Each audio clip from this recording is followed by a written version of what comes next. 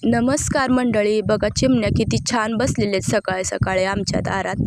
आणि ह्या झाडावर ना छानपैकी पक्षी वर बसला होता बघा, तुम्हाला पण दिसत असेल.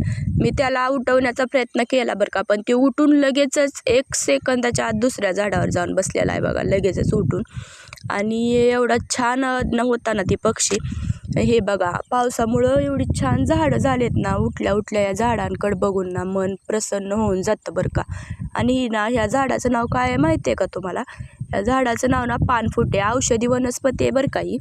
याचं पान जरी लावलं ना आपण तरी पण हे झाड येऊ शकतं, एवढं छान हे झाड आहे. आणि हे औषधी पण आहे, म्हणून मी झाड लावलेलं आहे. आणि एवढं भारी आलंय ना पावसामुळं, छान आलंय.